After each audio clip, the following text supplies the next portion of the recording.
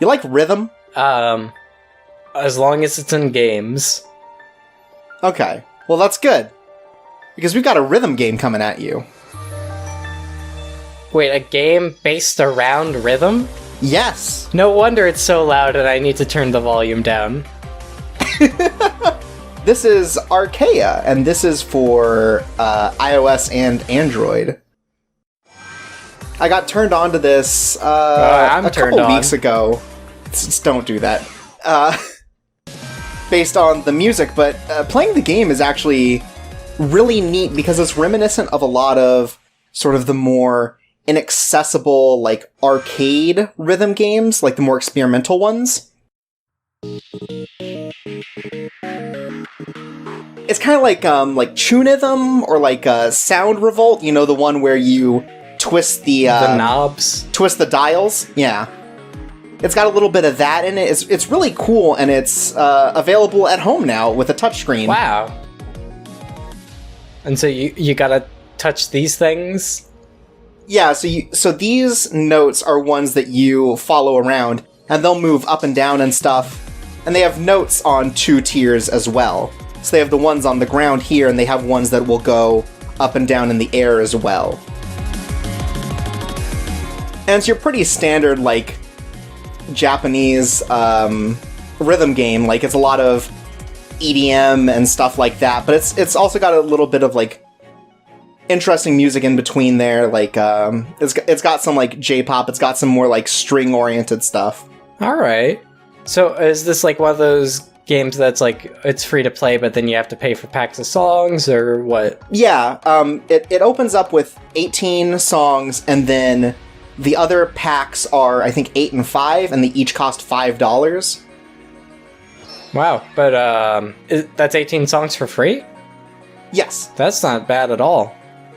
Yeah, no, and they're all made for the game. You can't afford not to try this. Exactly. And it's got a good tutorial to teach you how to follow all of the different things on screen. It's pretty cool. Yeah. You must have not watched it. This game is, like, surprisingly hard because, at least for me, it's the case of trying to get reoriented to hitting them on the line and also hitting them in the air. Because Right. I'm only using the 2 fingers, it's hard to get used to kind of bouncing back and forth. Yeah, it has to be closer to that line. It seems actually sort of like a tricky thing to get into. Yeah, I've only really gotten to the second tier of songs so far in terms of difficulty. And I'm like kinda getting it, but definitely I have like a lot to learn. And this is on iPhone, or? It should be for iPhone and Google Play, so Android and iOS. Okay. And like an iPad or something. Yeah. And so there are the 3 packs of songs.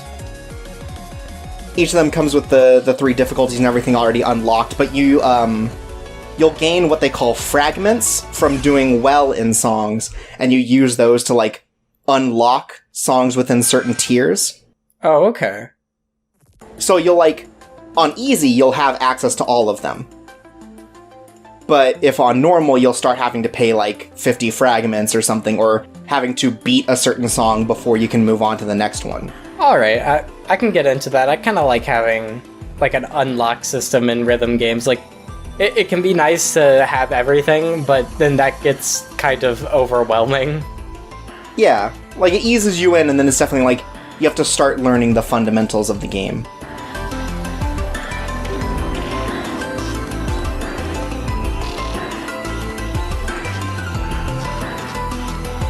And it's kind of, you get used to, like, some very interesting rhythms, because it doesn't always follow the beat, it doesn't always follow the melody. It mixes back and forth in some really interesting ways to go along with sort of the cool visualizer that's going on. Yeah, you don't really see a lot of rhythm games with, like, a sort of depth like this, like, on the field. Yeah.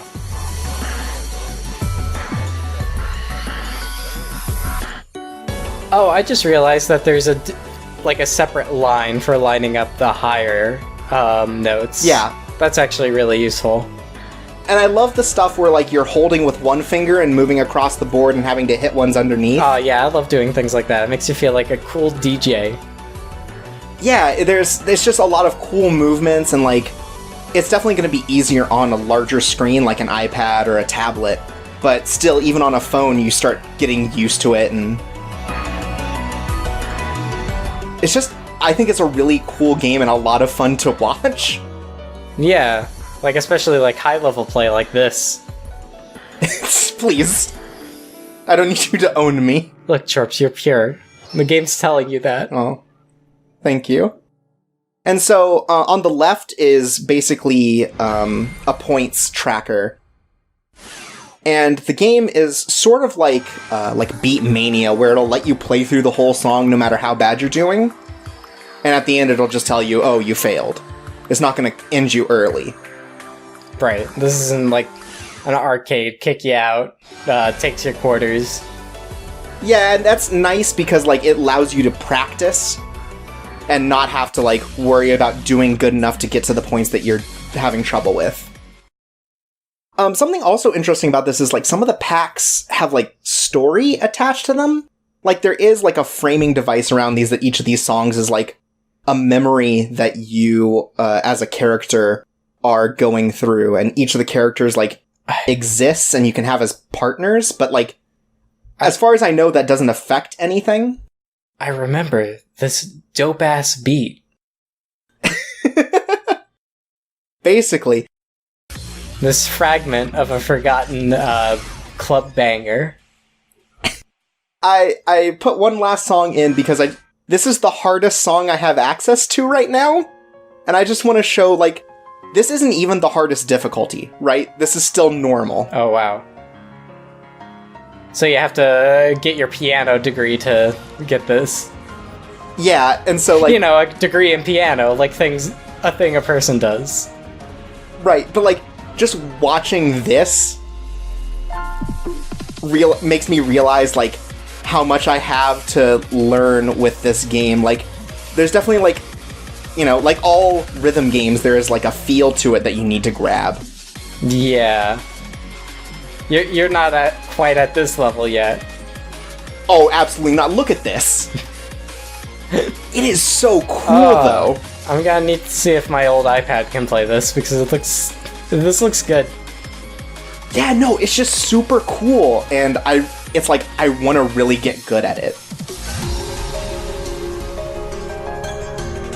And, like, there are a lot of, like, rhythm games on iPad, and one thing that really bugs me about a lot of them is that, like a lot of Konami ones, it's like, oh, this is really cool, but, like, the free version comes with, like, 4 songs, and then there's, like, 7 million packs, and I don't know, like, should I get the one with the songs from Frogger? I'm so confused. Yeah, or it's like, it's, like, attached to a gacha game. Oh, yeah. And it's nice to just have this as, like, a mostly, like, pure, kind of, like, free-to-play rhythm game. Right. And, like, I still haven't beaten all of the first set of songs on, like, normal. Like, there's still a ton to have gotten out of it, even though I've played so much of it to start. It also occasionally does that cool thing where, like, tempos will change or it'll just stop the beat for a bit. That's really good. That I love. I remember one DDR song did that, and I was like, it's so good. Yeah, it is a combination of a lot of really cool ideas from other rhythm games, but made accessible for other audiences, which I think is, like, my favorite part, because I'd love to see something like, you know, Tunithm or, like, Sound Revolt come over here. Right. There's a game that came to Switch, like, pretty early on called Voez, and it's sort of like a touch-based rhythm game like this. It's pretty good, and it comes with, like, 100 different songs in it, so... And that's on mobile, too, so I'd be interested in checking that out. But thanks for joining me for this video, No problem. Jay. And, as the credits say, thanks to you. No problem, Tieko. But yeah, check out Arcaea. I'm sure you'll beat it like a rhythm beat.